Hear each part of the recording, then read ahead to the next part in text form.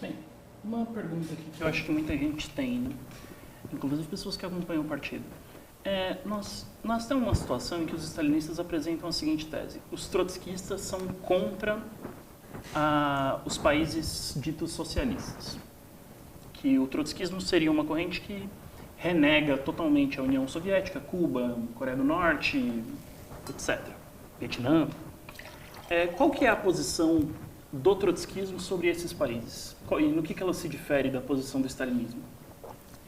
Bom, primeiro que a gente tem que explicar que, sob o nome de trotskismo, há uma variedade muito grande de plantas diferentes, né? Então, não é porque o cidadão fala que ele é socialista que você vai achar que ele é socialista. Veja o Alckmin. Qual que é o rótulo do Alckmin nesse momento? Socialista. Alguém no mundo acredita que ele é socialista? Ninguém. Com certeza nem ele mesmo. Nem ele mesmo, nem o pessoal do PT que fica trocando beijinhos com ele acha que ele é socialista, mas ele se diz socialista. Então, nem todo mundo que se diz trotskista é trotskista, nem todo mundo que se diz marxista é marxista. E nem todo mundo que se diz stalinista é stalinista, e nem todo mundo que se diz maoísta é maoísta. Há muita confusão no mundo, né? Então, o que acontece é o seguinte: há grupos que se dizem trotskistas que consideram Cuba como um inimigo, tanto que eles apoiam os movimentos contra-revolucionários dentro de Cuba. Mas essa não é a posição do trotskismo. Primeiro que nós nem precisávamos considerar Cuba como socialista para defender Cuba contra o imperialismo. Nós defendemos o Irã contra o imperialismo. Nós defendemos hoje o Afeganistão contra o imperialismo. Nós defendemos a Síria contra o imperialismo. Nós defendemos a Nicarágua, a Venezuela. Nenhum desses países tem nada que se possa dizer que é um verdadeiro socialismo, né? Isso daí já é um debate que apareceu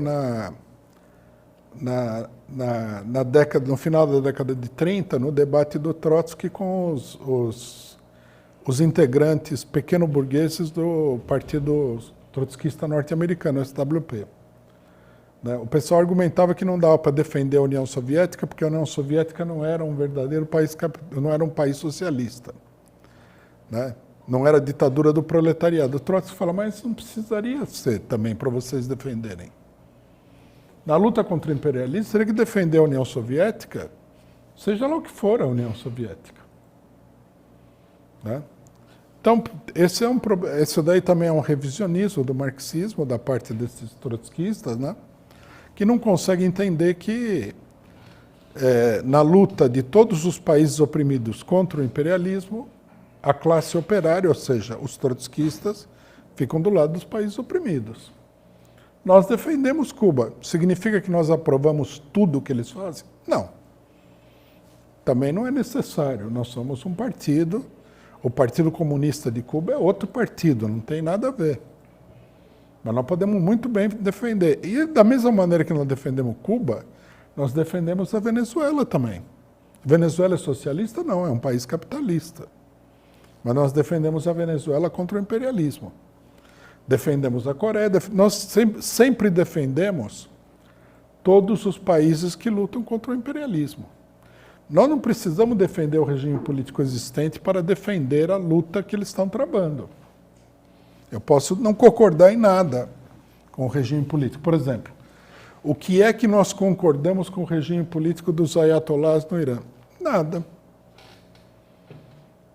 É um regime, numa série de coisas, ultraconservador, né? É um regime repressivo, sempre foi um regime repressivo.